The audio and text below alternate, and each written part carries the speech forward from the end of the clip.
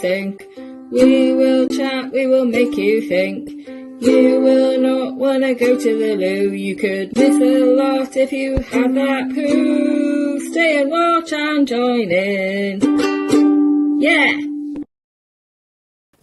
Hello and welcome to the Kitchen Sink. I am Sarah and this is... Hiya, I'm Lucy Orchard. You do know that, sir? I do. We're the other way around this week. We're the other way around! Bugger, I screwed myself over there.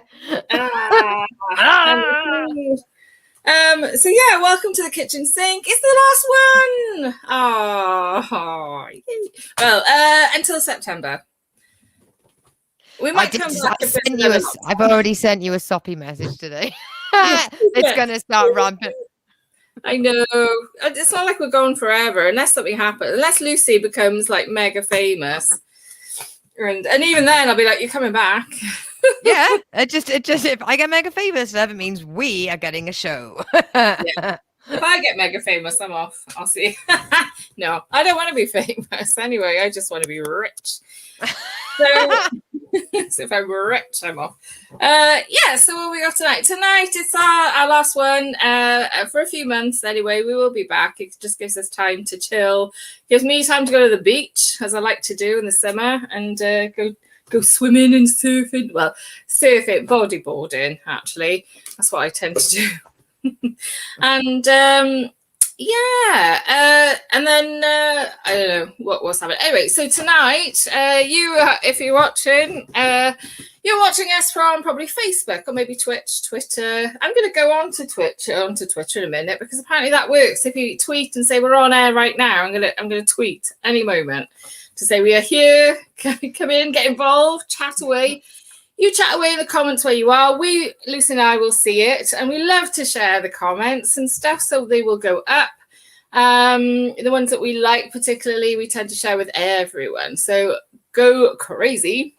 Tonight we have an amazing guest.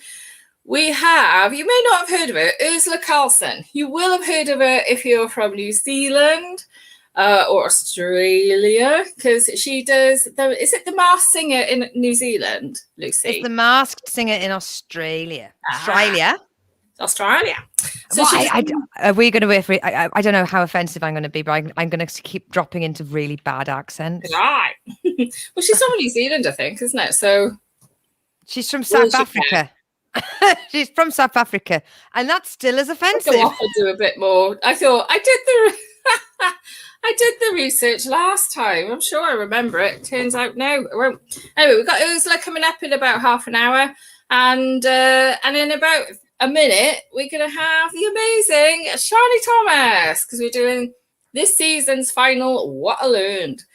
So up until then, and we've also got old and new comedy review, and this week we are reviewing BBC's Motherland. Say BBC very quietly because if they find out, they tend to just ban us for no good bloody reason, really.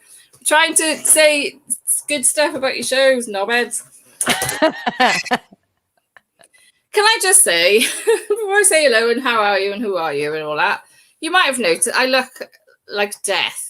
And that is because I've had a hell of a day. I have had a hell of a day. So, hell of a week. My friend's 40th birthday. So, shout out to Catherine, who is not on any kind of social media, but happy 40th for yesterday. And this is the result. Absolutely shattered. Can't think is the result of, have I had an all-nighter, you ask? No. This is literally one night out, and I was home by 9:30. I'm absolutely cream crackered and busy week. Mad, isn't it? My brain won't work. Anyway, so Lucy, how are you? Who are you? What have you been doing? What is going on with you this week, my love? I'm a criminal. What? I knew it. We won't be going back. I don't associate with criminals. I've been breaking the law. I have been going against Facebook's community standards. Who isn't? So I've got strike one because people are talking about Noel Clarke from Doctor Who being a Batman. And I replied back to a post about it with just a very simple swear word. And the swear word was considered so bad that I was told, you're on the naughty step. but we're not going to do anything. We're just going to, you just need to know we are knowing you. And then I put on I'm obsessed with the Ukrainian entry for the Eurovision.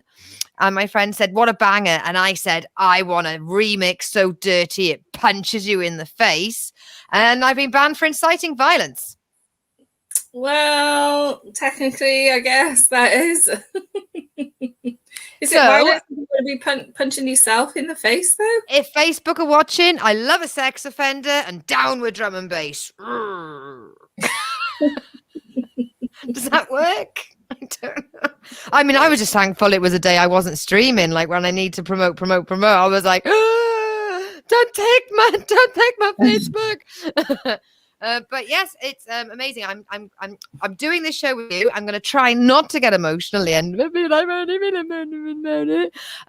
going to pack everything I own and other stuff in the car and drive to Brighton to go and meet two women I've never met before in my life, and I'm hoping that they're not #serial killers.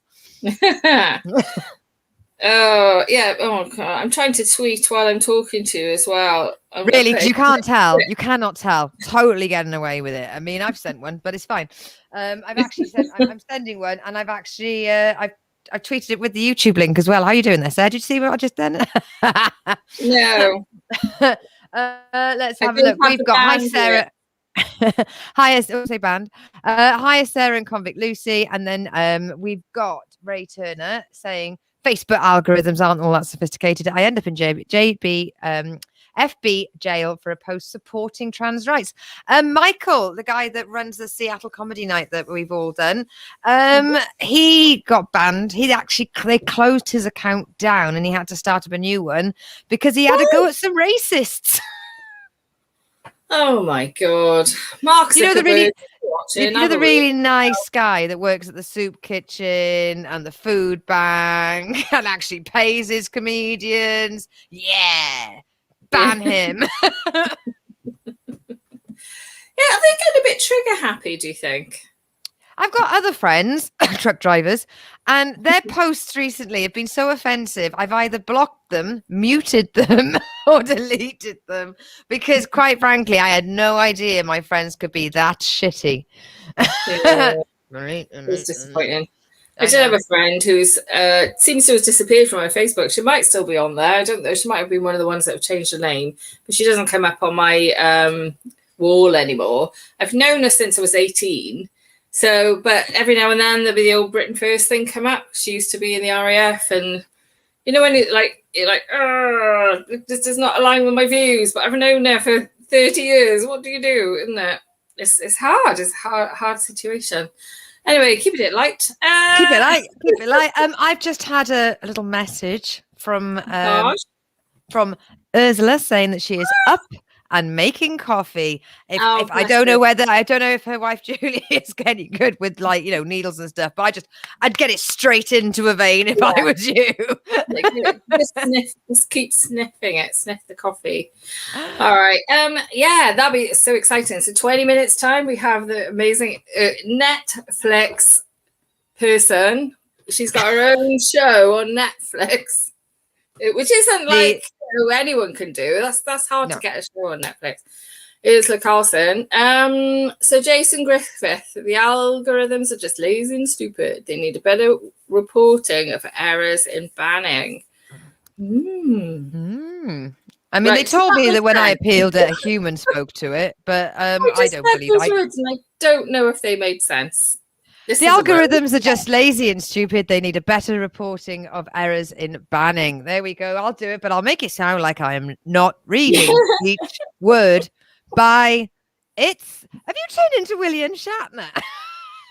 I don't know. Tonight on the kitchen sink. See a real life mental breakdown.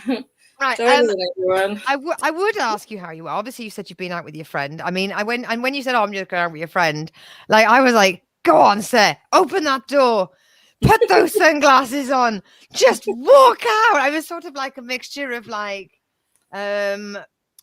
William Wallace meets Jerry Maguire. Like, come on, sir, just go for freedom. And then you were like, "I'm a bit tired." I'm like, "Yeah, love, because it's the first time you've done that in 6 years now." That's how long we've been in lockdown, isn't it? Yeah, 66 Yeah. years, like that. 66 years, yeah. And they were all Februaries. I'm all bloated and disgusting looking. Right, stop that. Oh, yes, let's stop it. Stop that. This is the finale show. We have got a bodacious babe lurking in the background. I had the urge to say bodacious She's in babe. the dining room. She's in the dining. Keep up with the facade. I know. She's in the dining room. Shani, we love you, but the stuff with the cling film on is for Urzila. We have put some pick and mix out for you. They are all vegan, gluten-free. Find the fun. Maybe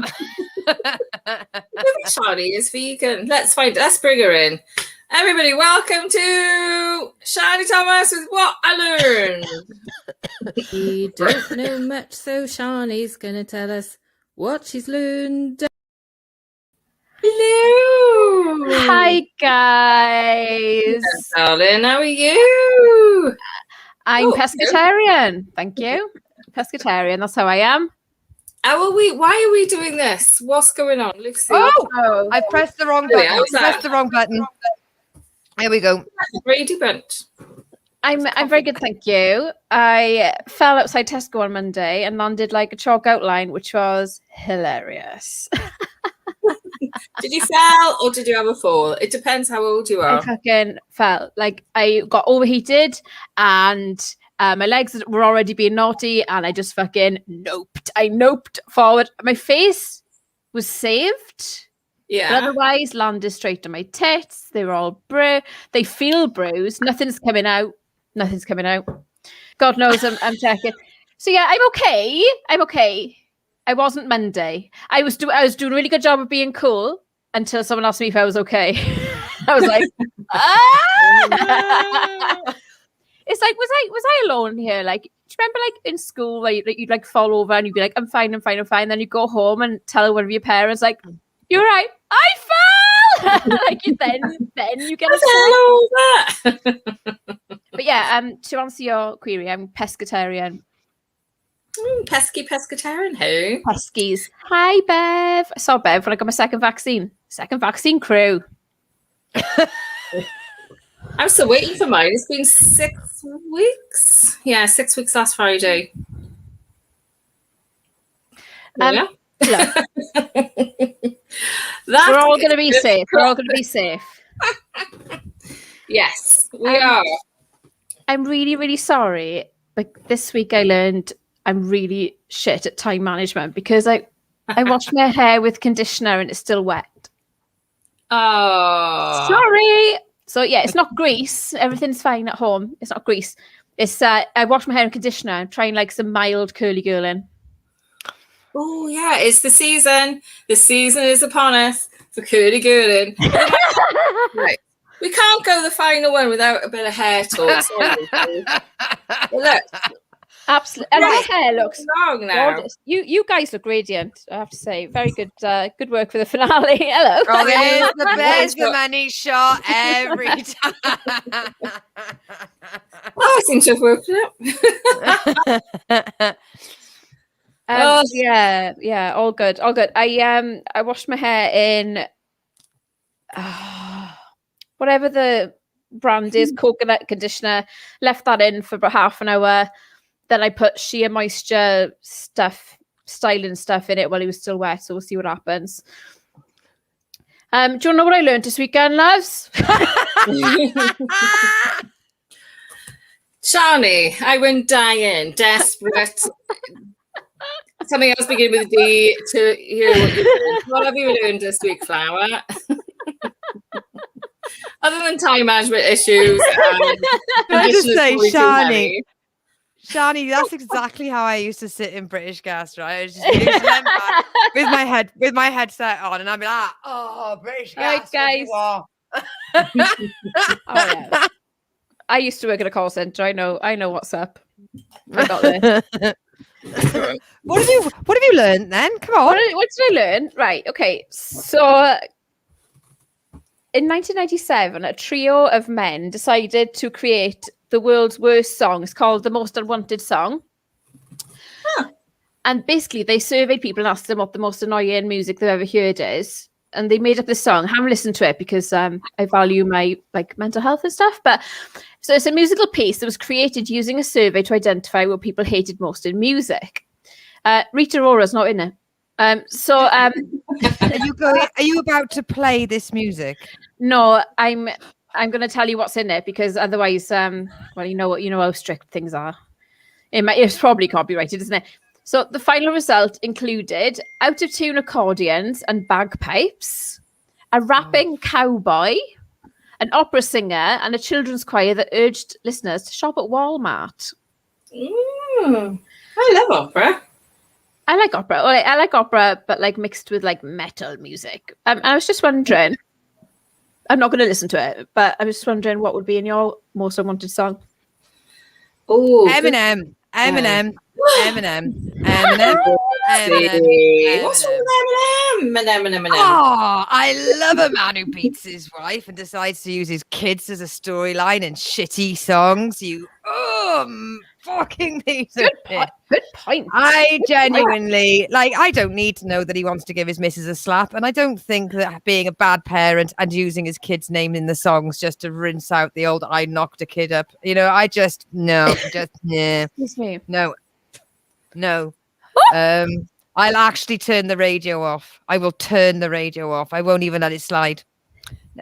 But I feel like that about it, for like sounds wise or like music wise, like we'll ban him completely. I'll get a hit out on him. It'll be fine. But like, what sort of sounds or genre do you really can't stand? Polystyrene. So it's basically Eminem and polystyrene. That is my seventh circle of Dante's Inferno. Gotcha. Mm-hmm. Okay. So we'll have Eminem rapping and polystyrene like squeaking. Even thinking about them. Oh. If we're talking sounds, my least favorite sound is when people get the names wrong. They pronounce words wrong, like scone. It's scone, not scone. It's scone. Like when Gary Barlow says performance. Yes. Performance. It's not. It's Bath. It's Bath. Don't worry about Bath. It's Bath. It's Primark, not Primark. Primark. What do I say? Primark. Yeah, I say Primark. Primark. It's all that and nails down a blackboard. Oh, last night for my friend's 40th, we had a meal. Everyone, I know, don't be jealous. Had a meal in an actual outdoors place. I won't name the place because it was shit. Really? It wasn't terrible. I mean, it was weird because the staff were brilliant, but the food was really nice. But actually, they were brilliant, except they wouldn't give me free ice cream. That's what the coffee was rubbish. It was my friend's 40th birthday, and she didn't accidentally, but the only decent looking cake on the menu was a vegan chocolate cake. So she ordered that and then complained that she was like, I haven't got any ice cream. And it took us a full 10 minutes to realize, well, ice cream isn't vegan, being made fully of milk and cream and stuff. So I asked the staff, I was like, it's my friend's 40th. Is there any chance we could have some ice cream, please? And this poor lad was like, I don't know, I'm only here for this one shift. And he said, I'll ask. And he could have come back and said it's a big fat no. Or they could have just given us a tiny bit of bloody ice cream, for God's sake. It's called complimentary biscuit. Terrible. Yes. Complimentary something. It's her birthday. But so I being a privileged white female. But it was. But they served the pizza on bits of slate, and kind of get your knife through the pizza. That was the right way. Fingers down a blackboard. So the names things, getting the words wrong. I was just teasing because to wind Lucy up, but she wasn't taking the bait. And but the nails down her blackboard thing. Or a knife on a bit of bloody slate. Can I tell you something quite handy? I don't know if you can do it after your birthday, but if you download the app for the popular bakers that rhymes with pegs, they give you a voucher for your birthday for any sweet treat, which I think you got about a month to use it. So I got an apple apple brambly in a pastry with some sort of icing on was just fucking fantastic. Do you have to prove your birthday though, or can you just say No, you just you get the app and you join the app and you put your date of birth in, and then it goes. It's the same. In 7 months' time is too long to wait for an apple. I got sent my Toby Carvery voucher for my birthday, and it ran out. And I remember tweeting because they were about to announce lockdown legislation and all that stuff, the lifting up legislation. And I tweeted, "Don't disappoint me. I've already watched my Toby Carvery voucher expire. You've got nothing you can do to me now." And Toby answered and said, "Let us know when you want to come in, and we'll redo your voucher." That's the power of the people. Don't mess with a Cavilly girl and her gravy. Twitter is just customer service departments, isn't it? Like I resolved something within an hour today with one of the fast fashion people. Yeah, I'm just putting this up in case I don't know if Lucy put it up or not. You did. Oh, you did, but too much. We love Chinese. Yeah, so that's what I learned. I honestly, I really enjoyed doing the kitchen sink. I appreciate it, and it'd be nice to have a little summer loving now, wouldn't it? Yeah, some summer would be nice. I know it's only May, but we haven't had any nice warm days yet, have we? But before we waffle on about the weather, you know what my brain's like. Can go off on a tangent. Can I just say, Shani, thank you so much for coming on and doing this sporadically. Generally, isn't it? As much as we can. But yeah, thank you. So that was a good one today. Before moving on, I really enjoyed that. Thank you. I'm hoping the next time I see you, it'll be in real life. With legs. With legs? IRL. Would it be Brighton? Are you trying to drag us to Brighton? Oh, come on, please. As long as we can go to my district, then yeah, I'm in. And by that I mean it's Kemp Town, isn't it, in Brighton? The LGBT district, Kemp Town. I've only been a couple of times, and I didn't know the districts. Take me to Kemp Town, and I'm there. There's a couple of sort of ethnically looking shops that are sort of hippie trustafarians that sell lovely stitched, like fancy clothes that are actually made in sweatshops, but they've actually just wafted a bit of incense over it to make it smell organic. Yeah. And then it's just JB Sports boots, WH Smiths.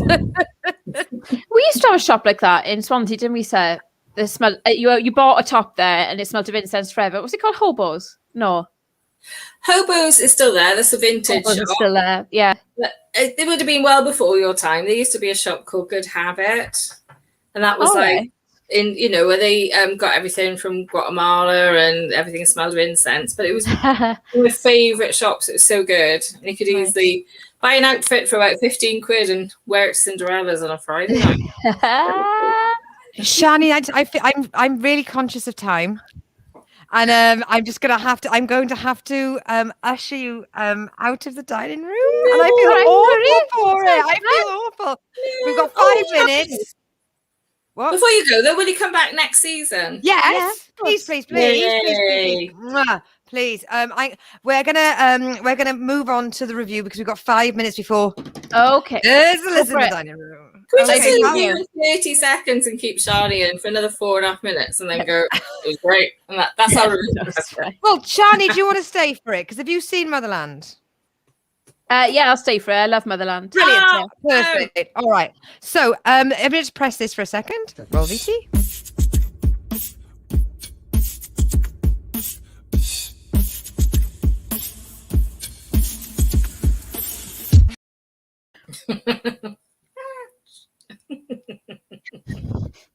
Peace. So at this part of the show, we do old and new comedy review, and we take it in turns to nominate a comedy. Sarah likes to do stuff from this century, and I like to do stuff from the last century. Together we are old and new. And this week, it is the choice of Sarah, who chose Motherland, and it's if you choose, it's the other person that goes first because I hadn't seen Motherland. I'd seen snippets. I'd seen you sort of turn over and you think, oh, I'm not watching this from the middle. and you immediately turn over because there is nothing worse than trying to work out half a in joke. And I liked it. I mean, I personally am not into stuff about ain't I great I had a baby, all that stuff. That sort of higher land that mothers get to put themselves on because they bred. There you go, just alienating some of the audience. And I liked it because it was about the struggle of a woman that's not perfect. And that woman with the blonde hair and the teeth, I've loved her in so many things, but doesn't she come across as a fucking smug bitch? She is so good.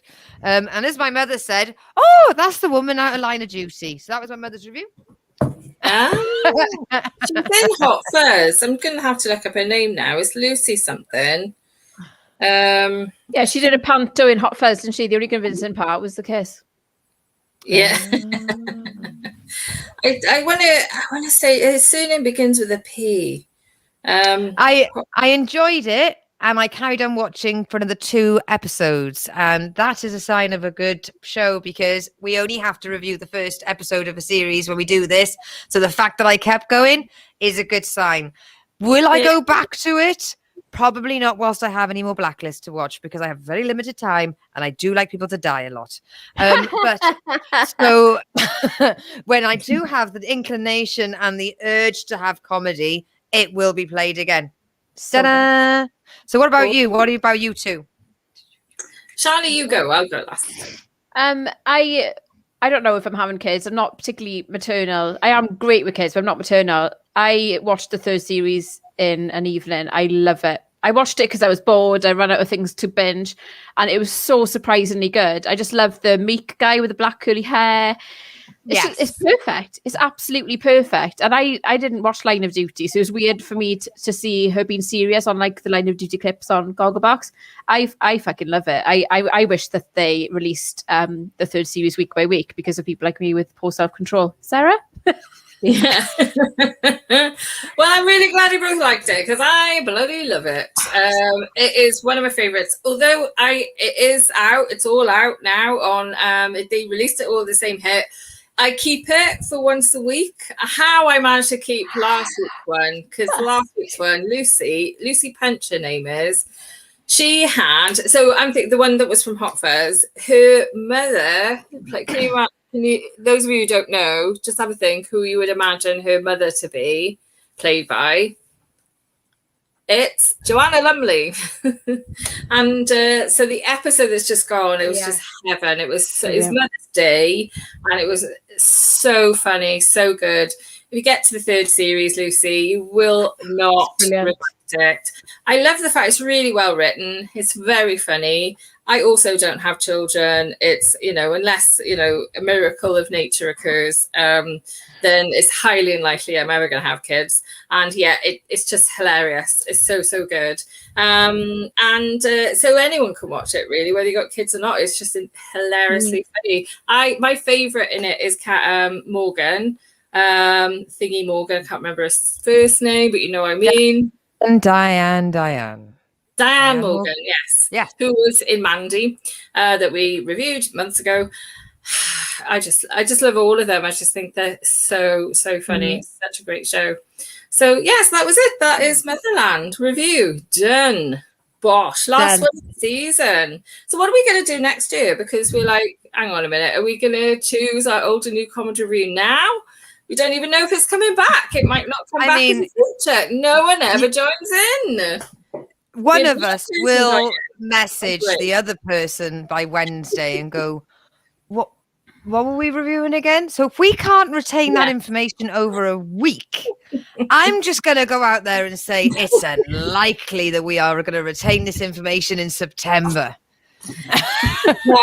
Highly. I reckon what we should do is put an advert out on the Kitchen Sink Facebook and on Twitter and that, and ask what people want to review. Yeah, we can have nominations. We can take the information off the people, or we can 2 weeks before we come back plaster everywhere what we're doing for the review. Yes, give people a chance to watch this. Yeah, I reckon so. So I noticed we haven't got our guest in the dining room just yet. So while we're waiting for the coffee to kick, oh, hang on. Ooh. So while we're waiting for the coffee to kick, can I just ask, Shani, what are you going to? Have you got any plans for the summer?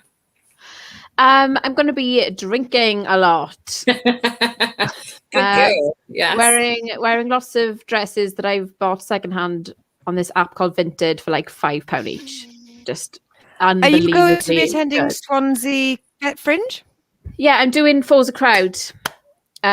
So yes, I'm excited. I don't know if I was supposed to say that. Well, you have now. It's too late. If Drew is watching, which I mean, we don't really watch other shows, do we? But if Drew's watching, sorry. I think it's highly. They should have got you to sign an embargo, so it's their own fault. That's piss poor planning, boys. Exactly. All right, then, guys. So your coffee drinking comedian is in the Dining room. Yeah. So I will leave you to it. All right, folks. Thank you very much, and we will see you soon. Okay. Bye. Bye. Bye. Oh, love Shani. Right, yes. So we're very excited here at Sink Towers that our guest, our lovely guest, the star of Netflix, Urzila Carlson, is in our dining room. So, Lucy, what have we got? What buffet have we got for Urzila? Well, due to the fact that I don't know in a previous life if she committed many crimes, but she has gone up at 6:30 in the name of us. So I have made a smorgasbord of buffet. So we've got it going on. We've got all your breads, including gluten, vegan, free, all the different abbreviations.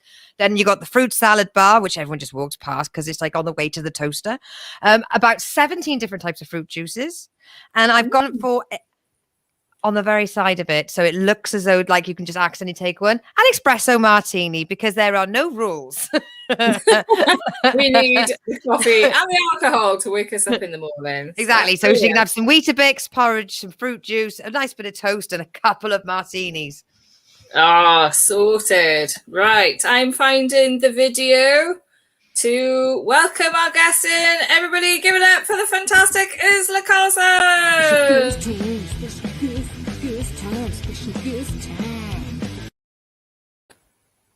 Hello. Good morning. Or good Oh, evening. good morning. Thank you so much for joining us. We're so excited. Thank you so much. Hi, sorry I had to cancel before. Oh, that's okay. I think Lucy was going to ask you all about it, but well, yeah, you're okay now. Yeah, I'm great. Look, I can lift the arm and everything. It's great. It's my own fault. I shouldn't have tried to be an athlete. What happened? I can't talk about it, but it was for a show, and I did something stupid, and I built a ramp in the driveway, and then I got on a mountain bike, not my own, which is already a statement that I didn't think I'd ever say out loud to other people.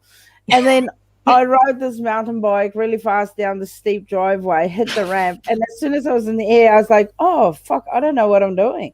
So I just kind of bailed off it, and then I landed on my head and on my shoulder, and I broke my collarbone. Oh, it could have been so much worse. Is there photographic evidence?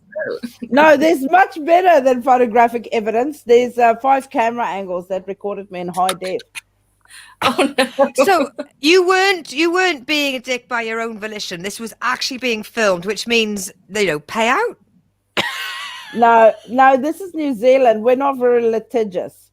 No one sues anyone. Yeah. It's pretty much the same in Britain. I just see I've got all of the washing here next to me, still ready to be folded, which is always good. That's right. We love fresh washing, though.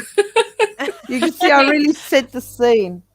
Yeah. I'm really intrigued to see exactly. I mean, I'm just imagining. Do they do ramps with motorbikes on like SAS Who Dares or anything like that? Just trying to think, what could this be? Like comedians breaking collarbones is a catchy title, but I can't see a lot of people signing up to it. But I mean, the sad part is they're never going to show it. They won't show the footage because it's unsafe work practice. So it's just never going to see the light of day. Oh no. I was going to say that you with your was your spouse there? Like, wasn't she the responsible adult that could have gone, Urzila? No.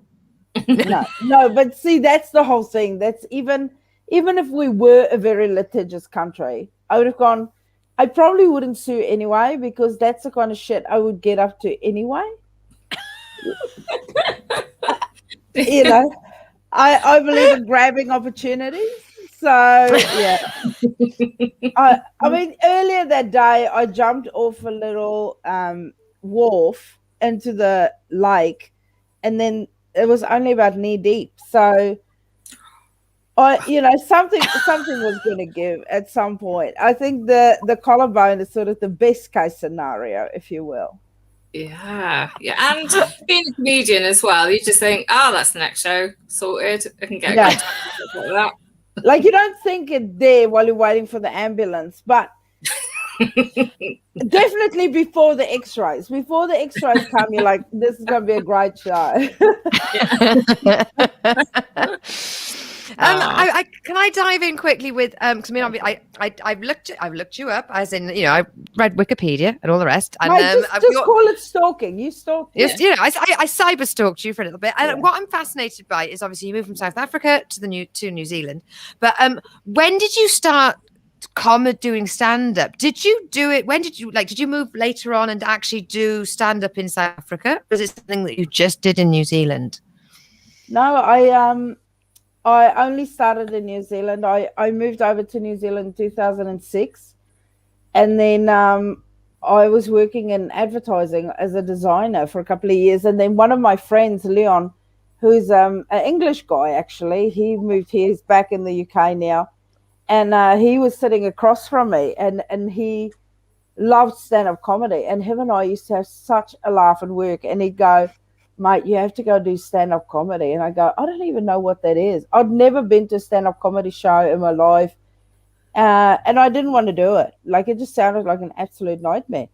And then he was like, so when I left, because we worked for Ogilvy, and then I went over to another agency, and he was in charge of getting my leaving gift. You have to get a shitty leaving gift. So we had Friday drinks. And out comes the gift, and it's a little Italian espresso maker, the stovetop, 2 cups, because I love coffee, having some right now, and then and a fake contract to go do this open mic night at the comedy club. And I was like, oh, but this is where Friday night drinks at work and, good old-fashioned peer pressure comes into play, because then he's like, I've already booked it. He had booked it in for that Monday. This is a Friday. He had booked it in for that Monday, and he had booked seats for 70 people in the audience. They'd already, sort of bought in, and he's bought the tickets. So I, being new in the country still, I was like, oh, I don't want to look like a dick and not do it. So I said, yeah, sure, I'll go do it as sort of a last hoorah, with like all of these guys from work. So then that Monday, I just went and did it. And, they were laughing. Of course they were laughing. There were 70 people in the audience that knew me personally. So then afterwards, we had a few beers, 200 beers. Anyway, then I got a call the next day to say that I'm through to the next round. Apparently they have this competition in the beginning of the comedy festival where they look for new people. So I'd made it through to like the semi-final or something. I go, oh, I'm not interested in comedy. I'm already crushing life. I don't need this shit. I said, give it to someone who's interested in comedy. And the guy goes, look, you were very funny. He goes, everyone was laughing. I said, mate, I knew 70 people in that audience last night. That's why they were laughing. He goes, I was laughing. I don't know you. Oh. Because I don't believe in letting opportunities go through to the wicket keeper, like I will jump on any opportunity because I don't want to live with regret one day down the track. So he goes, why don't you come back, do it again, don't bring any of your mates, and let's see how it goes. So I thought, oh yeah, I didn't even tell Leon. I went back the second time, did it again, and I just loved it. Then I was hooked after that. And then I wrote new material and everything because I thought every time you go on stage, it has to be new. What a fool. And then, I made it through to the final. I won Best Newcomer just after like 3 gigs. And I'm like, this is it. I'm a comedian now. Yeah, wow. That's natural talent right there then. Straight. So there's no advice there for us. Well, no, to be fair, after that was in 2008. Then for the next 2 years, I sucked so bad. Yay! But it didn't matter because I was hooked after the second show. So then I just sucked for 2 years. But I must say that idea that I have to write new material every time, that is kind of stuck. And I'm a very prolific writer. And I'll show you, even last night while I was at work, that I had to walk off the job because I'm back in isolation. I was writing stuff at work. I always have my pad with me and a pen. Yeah. And I write stuff nonstop. And I think that was the thing, my saving grace, because even though I wasn't very good in the beginning, because I didn't really understand comedy, and I didn't, I had no stage presence whatsoever. But I knew to write a lot. So if someone was looking for a comic, who could fill 20 minutes, say a rookie comic who could do 20 minutes, I could do it because I had the material, and then the rest just came later, stage presence and trusting myself on stage. Wow. So how do you develop stage presence? How did you do that? Well, I think it sort of, I started understanding how the audience worked, how the audience feeds off your energy. So I realized early on, because there were so many people who go, oh, the audience sucks tonight. And I knew it couldn't be a whole room of people. A whole room of people cannot suck at once. Mm-hmm. So, I realized they feed off your energy. Like if I was tired from work, the audience seemed real lackluster. Whereas if I was all upbeat, even though the material wasn't there that night, the audience seemed upbeat. And then I realized if I was just who I am, the audience sort of reflect that because they feed off that. Yeah. And I think you kind of realize that when you're watching a show. Like I was in Christchurch doing Buskers Festival and my friend Nick was on stage. And it was sort of the finale. Like there was like 1,000 people in this tent. And he waved and I was in the back of the room and I waved back at him. And in that moment, I realized I'm having a conversation just with him, but he can't even see me. And I realized that's what the audience, that's what they go through. They are so invested just in you. So I thought, I'm just going to be myself because I am pretty, positive and energetic. And when I'm talking to my audience, whether it's a group of 40 in a little room or in a big theater to 3,000 people, the approach is the same. Like I'm just talking to a mate and I feel like that connection is then, so, but I watch other comics and I see their process now. I understand it because I've been there. So now I know they are, you're in a green room with people and you go, this guy's really shy or quiet, and then when he goes out, he's massive, or he does have a massive personality, but when he's on stage, he sort of really dumbs it down a bit, So, but mine is just a conversation with my audience. Mm-hmm. Yeah. We I heard about you first from hearing your interview on Jason PJ, and because I listened to them, and from that we do an old and new comedy review each week, and we did Overqualified Loser, and it was so good. I made my mother sit down and watch it with me, and she's like, "Oh, this is really good." So that's when I contacted you, but. I mean, I don't mean, I'm only a year in. Sarah's about 11, 12 years in doing comedy. But like, do they do that? Does Netflix ring your manager or do they like tweet you? Or like, how do you do you just hear like a and then all of a sudden like a golden letter comes through the letterbox? Like, how do you get told your special is going to land on Netflix? No, well, it was actually a lot more anticlimactic than that. I was because I do festivals, and that is where scouts go. People from other festivals. That's how you get into Montreal. That's how you get into Edinburgh. That's how you. Because I always said, like, I'll only do Edinburgh once someone asks me to go, and I really want to go to Montreal because I thought the Just for Laughs festival, to me, that's the only thing I knew about comedy. Even when Leon said to me, "You should do stand-up comedy," I go, "I doubt they're going to fucking take me in Montreal, mate." Like, that was my understanding. I thought that's what, because I've seen all the specials, I've heard like everyone from Robin Williams, Chris Rock, Wanda Sykes, all these people that I love have all been to JFL. So to me, that's what stand-up comedy was. So, that was my goal. I needed to go there. So I started doing comedy festivals because I knew that scouts go to comedy festivals. And you just hustle. Like some nights you do 6 or 7 shows in a row. And because I had the material, I could do it. Because I had, hours in the bag, because I write a new hour every year. And I write a 20-minute pub set on top of that. So an hour 20 every year that I can sort of slum into anything. So if someone goes, "Do you have a 10-minute spot? We need someone now." So if you're sober and ready to roll with the material, you're ready. I may not be the best comic on the night, but I'm the most available and the most reliable. And I honestly think that gives you the edge. Like if you show up and you're sober and people go, "Just phone Ursh, she'll be ready. She'll be," and you be ready to hustle. And then so a few times, promoters would come to my show, and I actually met the Netflix people without knowing it in Montreal backstage, and did a good set. And then in Melbourne, so that's how I got the little half an hour special.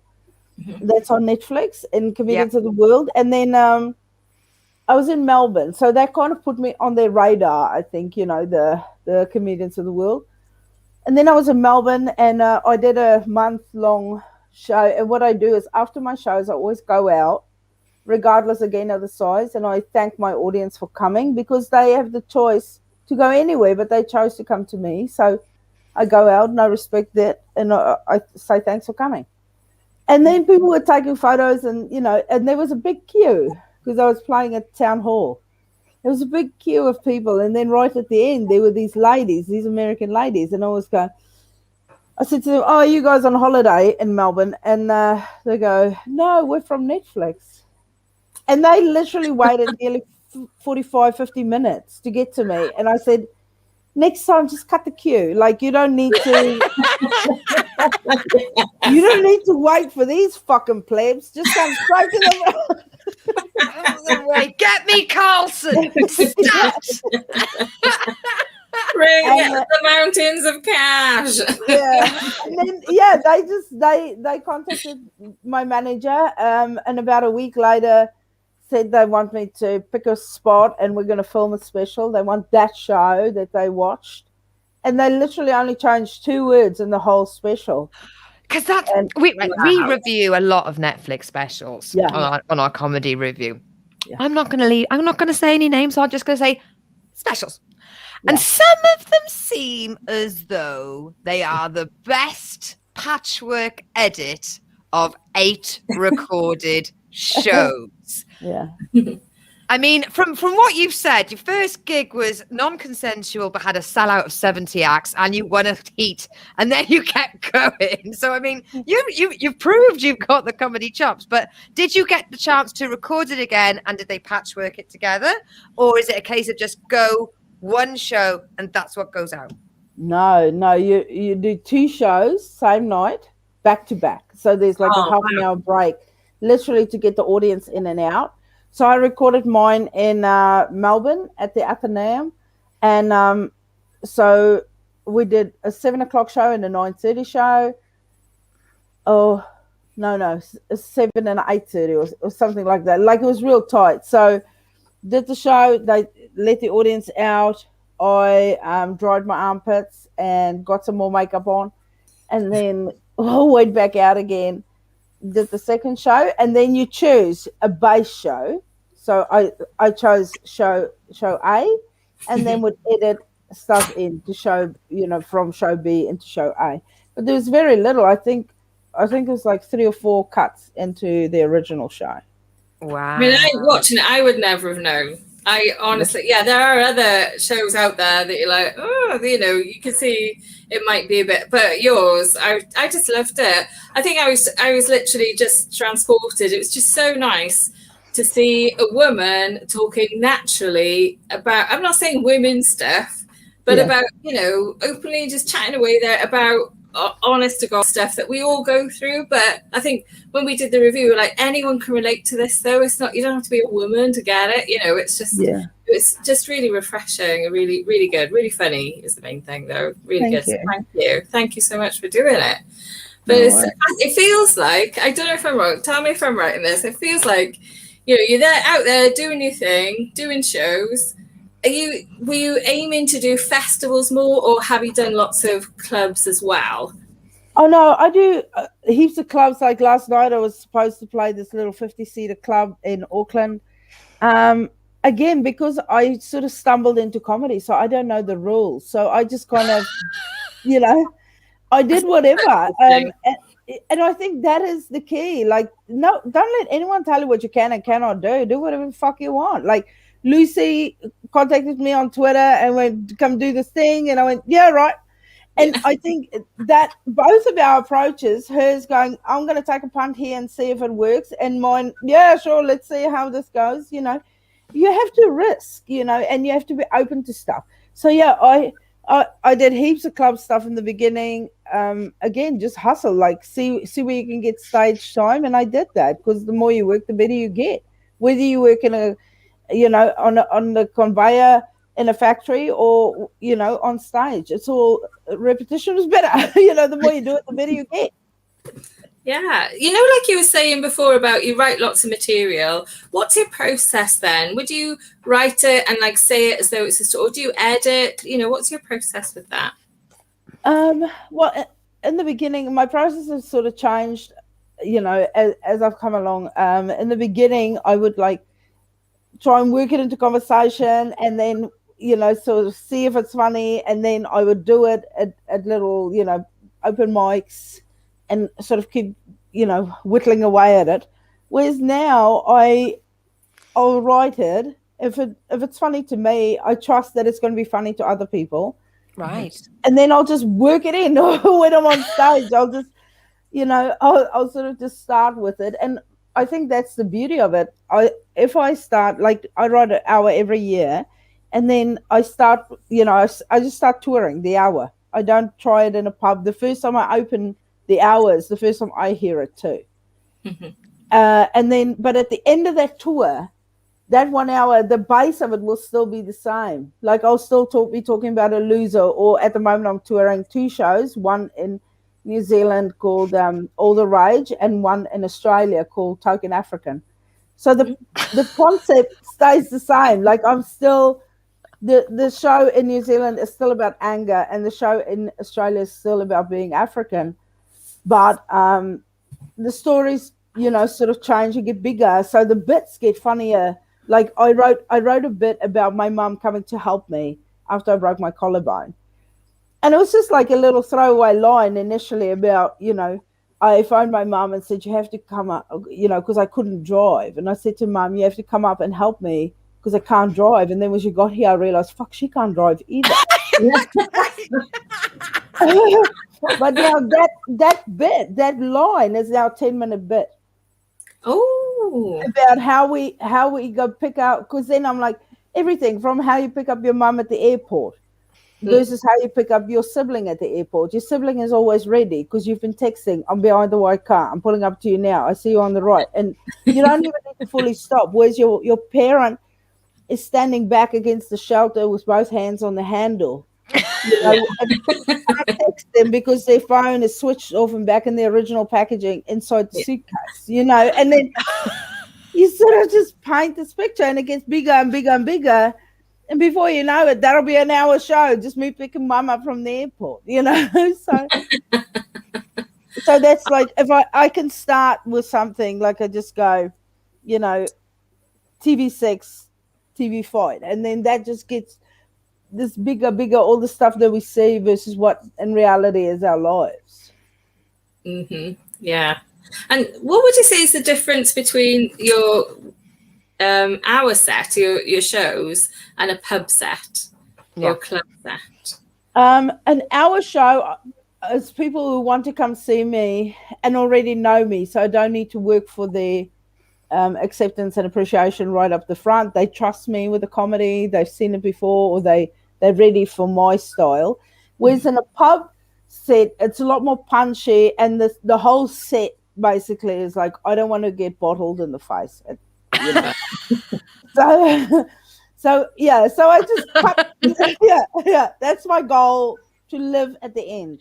So I just cut the shit. I get right to it. It's ruder than my 1 hour show, because you sort of I feel like I need to cut through all the booze that they've already consumed. So you kind of just want to go, you want to almost be on their level of drunkenness while you're sober. Right. Yeah. Well, I'm going to say I've got my first ever Fringe appearance on Saturday, and I'm going through the yay to the fuck, yay, fuck. I've not performed in over 7 months due to the fucking lockdown. Yeah, let's go and do it 20 minutes.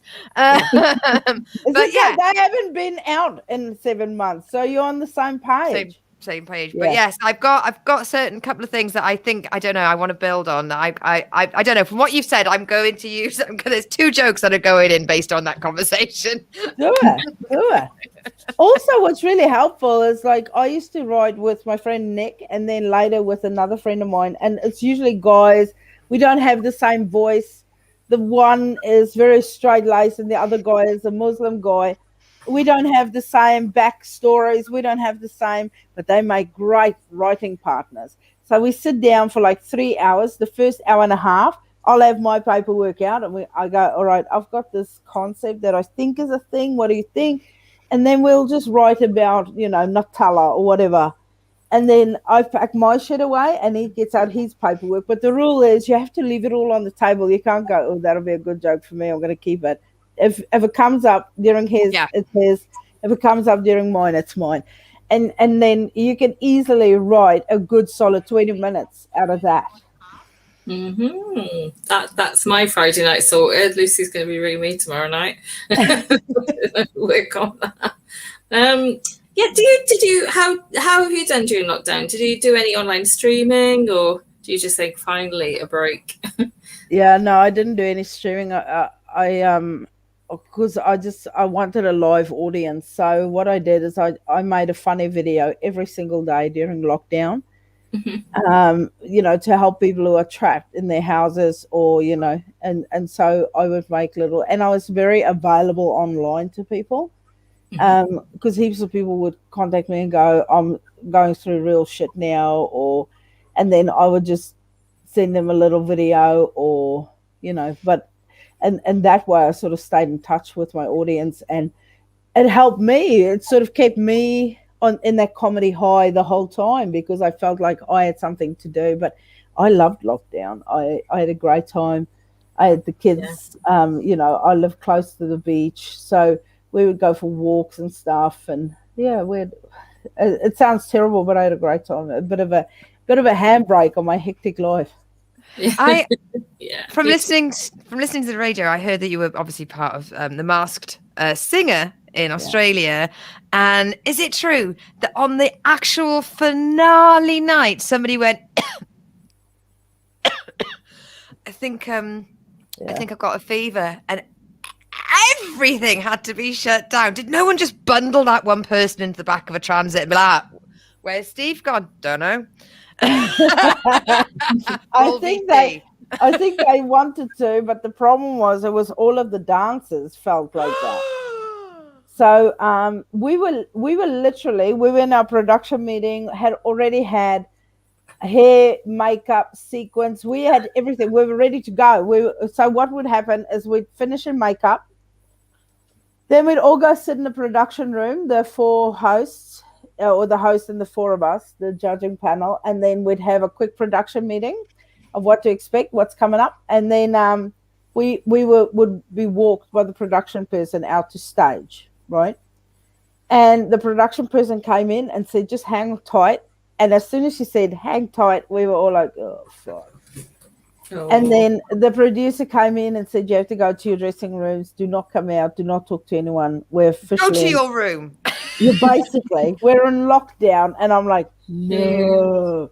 And I walked out and I yelled for my makeup lady. I said, come to my dressing room. Because I said, don't mix with anyone. They try and keep us apart. But I was scared that they were going to keep them there and we would be escorted out. So I'm like, get to my dressing room. So, and then, we were taken back to our accommodations by our drivers and then had to stay there for 2 weeks and 2 days because we had a massive outbreak on set. Oh, no. Yeah. So you couldn't even go home? No, I was in quarantine there. And then I came out of quarantine, got on a plane, and then flew to New Zealand and had to go into quarantine in Auckland. But we still had to film the finale. Because they still had the final 3. So on my, while I was still in Melbourne, I had a friend of mine go drop off all my makeup. I've got a green screen, like I've got a mini studio because of lockdown. So I said, just get my box of soundproofing, get all my shit for the studio and go take it to the hotel and ask them to put it in my room. Because of course, once you're in the quarantine room, no one can come in. It's just you in that room. Oh my gosh. So I had all my circle lights, everything brought in. And then we filmed the finale. I was in Auckland in a hotel room. There were 2 of them in little studio rooms in Sydney, 2 of them in Melbourne. And then the singers were also in Melbourne. And then we were all just separated. And we recorded the finale and they streamed us in. It was amazing, actually. But the weird thing was, because I was in Auckland, I've got my mic on and everything, and so no one can hear on the outside what's happening. But then when it comes to the end of the show, you have to shout, take it off, take it off. So we've got this weird time delay, and I'm now 4:00 in the morning in a hotel in quarantine in Auckland screaming, take it off, take it off. And then I just hear this boo, boo, boo on the door. And while we're recording, and I'm like, and they go, what's that noise? I go, I'll be right back. So I'm sequenced at the top. I did my own hair and makeup with my makeup lady via Zoom, but pajama bottoms. And I get up and I open the door and it's this army guy. And he goes, what are you doing? So you can imagine his face. It's like ring light sequence. I look like I'm on RuPaul's Drag Race. And I go, I'm recording a TV show. He goes, okay, but people are complaining. I sort of got, they must have thought there was like a stripper or something in there with me. I don't know. It was Yeah, that's why they were complaining, not the noise. They were like, she's got someone in there. Yeah. That's very funny.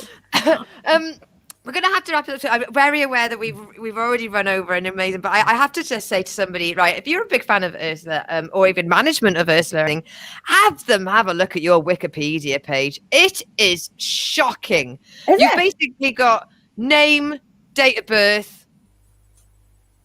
That's it. And it says subjects, as in topics of comedy. And I've never seen this on any other comedian's profile before. It basically says spouse, Julie. Subjects, parenting and emigration. That's it. That is the sum of your career boiled down to 2 topics. And Wikipedia think that you are the grand dame of parenting and emigration. You want some parenting puns? Ring Urzila. I'll take that over period jokes any day, because normally that's what we get. Yeah. We've got one very quick question from one of our viewers. Now that you are in the comedy circuit, do you have any comedy heroes? Because you did say that you weren't really into comedy before you were hostage into it. No, I mean, I love Wanda Sykes. I love Dave Chappelle. I still love Robin Williams' stuff. Like I look at Betty White and just her, she's not a stand-up, but just her approach to work, Yeah. you know, like she's fucking relentless. You know, so yeah, people like that, like and Russell Howard, I went and saw him when he was here, and God, he's funny. He's his punch ratio, you know, like Yeah. you walk out, you feel exhausted. You're like, holy shit, I'm tired. Yeah. Yeah. Yeah, it's good. Do you come to the UK often? Will you be coming over anytime soon? Yeah, once we're all vaccinated up the wazoo, like I say, I'm back in isolation again because there was a massive outbreak in Melbourne. I just did 3 shows at Palais in Melbourne to 9,000 people. And then I got back, and the day after I got back, I think, oh no, that same day they had an outbreak in Melbourne, someone at the footy, and then so now everyone's in lockdown, and there's well, we're not all vaccinated yet. We're still waiting. So because we didn't have a huge problem. You guys were lucky you had a huge problem in the UK, so they really powered through the vaccines, but we didn't, so we were last to get it. So we're still waiting. All right. Oh, cool. Well, good luck. I hope you get the vaccine soon. Where can we find you? Where can we, you know, if somebody's watching On now? my home address. Oh, I was just thinking. I'm on Twitter, Urzila Carlson, with spelling. Google it. Instagram, TikTok, where all the kids go. I'm on everywhere. You know, you can send me a message. I will read it. Brilliant. Yes, thank you. Thank you so much. Thank you for coming on the show. We really appreciate Thanks for having me, and good luck, Lucy. Good luck with your friend's show. Thank you very much. I don't know why. Bye. I don't know. That was weird for everyone. Oh, that's lovely. Oh, what an amazing woman. What an absolute star. Thank you so much, Urzila, for coming on the show. How great was that? She just seems like, yep. Do you know, like, just That one of was those, great. yeah, just one of those forward. people. I thought that was, yeah. I mean, it's not the best I'm not- advice for your first, like, don't get told you're appearing. Get your friend to trick you into attending an open mic. That was fun. Can you imagine? And You there's would've got me on 70 stage. people. You would not have got me on stage. I would have been like, yeah, I'm off. Ta-ra. I think she's just one of those natural, just very natural, funny people. And it really comes across when you watch her special as well, Yeah. isn't it? That some people have just got funny bones. I think she's one of them. Yeah, I don't know about telling her about the Wikipedia page, though, I have to say. I thought it was Well, great. impressed she was. Well, the thing is, Well, I Wikipedia. just tell you off live on. Wikipedia is editable. Yeah, but even so, editable. yeah. And therefore her management could write a brilliant one, or fans of buggers for like going, oh, like they were the first person on the moon, they invented the trombone. But I've never seen any comedian's Wikipedia say what subjects they do. I found it fascinating that they were decided with this comedian, we are going to tell them, say what they do. Like any other comedian you've ever gone on, they will not say, oh, well, they just do sports and politics. I found I know, but I don't know. I've never looked at Wikipedia. Oh, who do I fancy in comedy? Let's check Wikipedia out. But yeah, no, she was great. And thank you, Lucy, for having the absolute balls to ask her, because God knows I don't have any.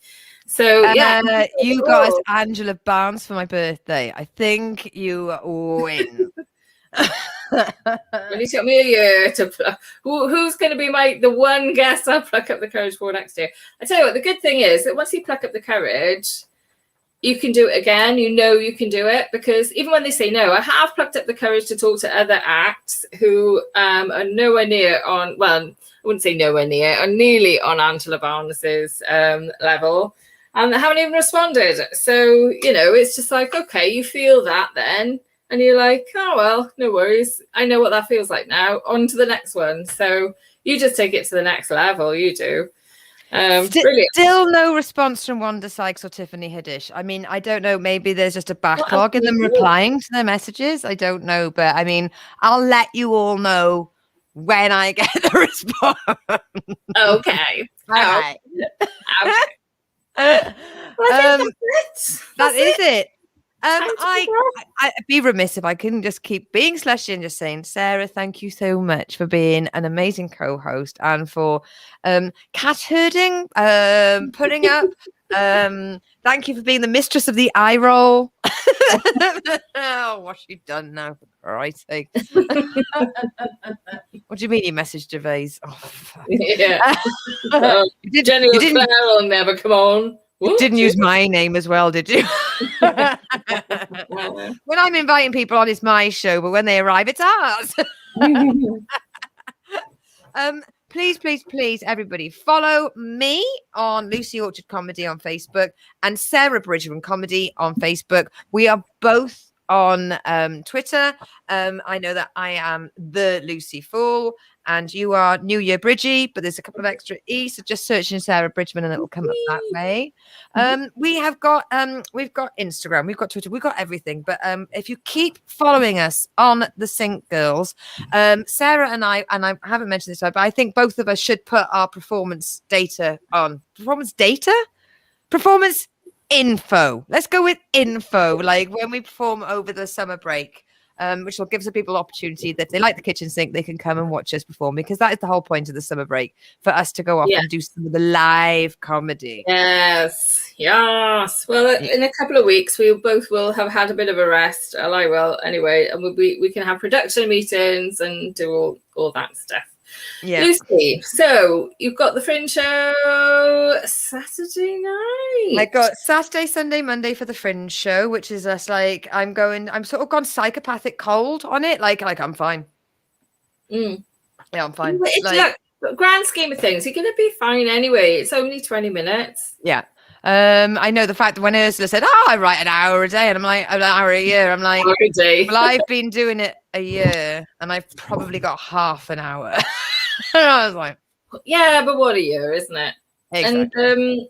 And I mean, I suppose, I'm not going to say nothing.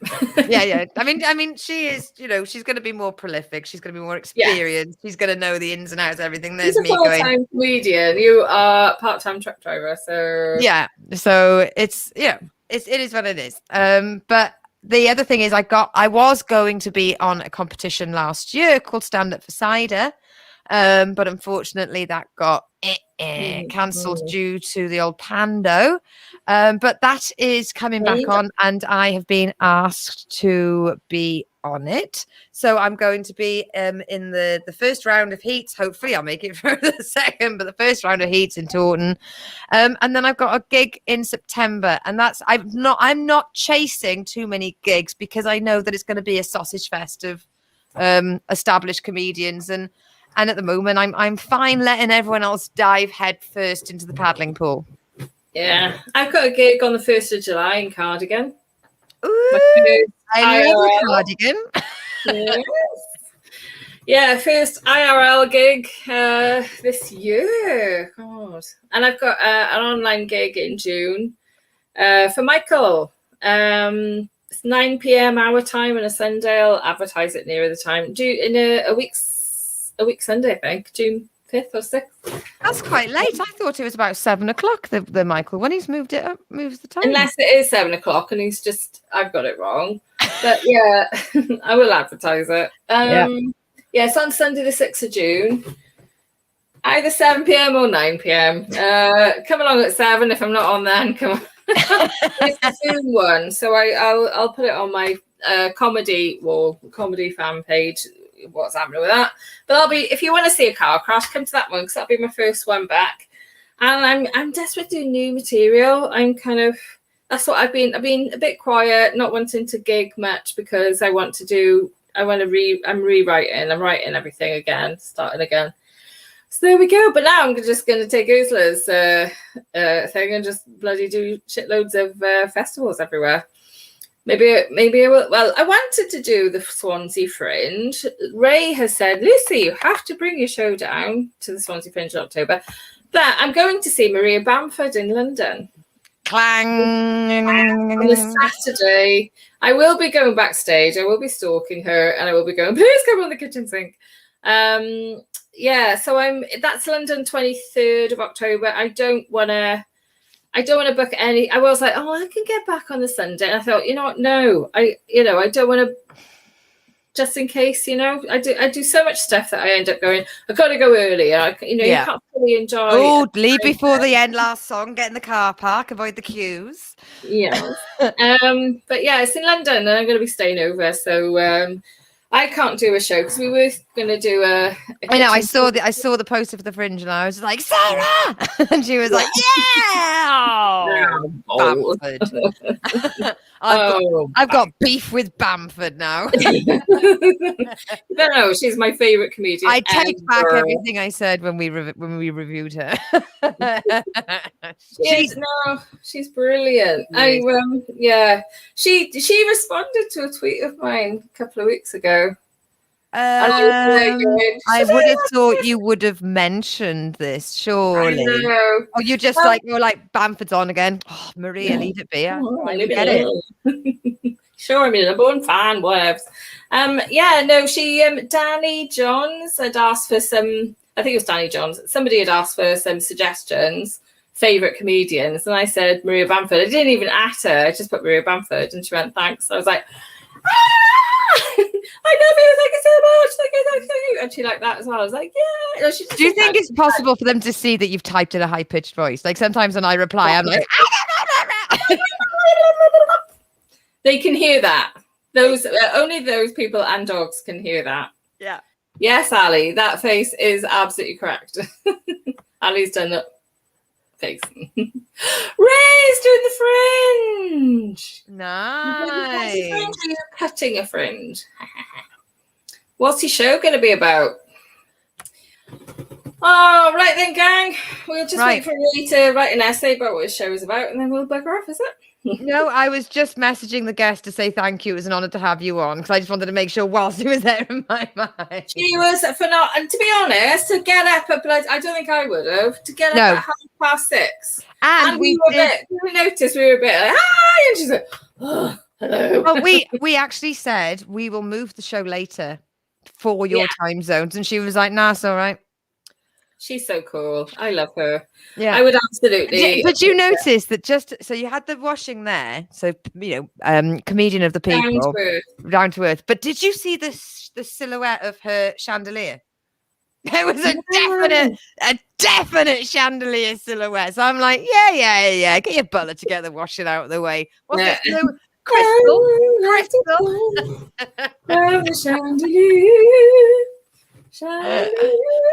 Now I'm intrigued. What kind of show would make their top celebrity guest dive into a shallow pond, and they would allow her to go, yeah, I'm going to put my BMX on this ramp and have a go.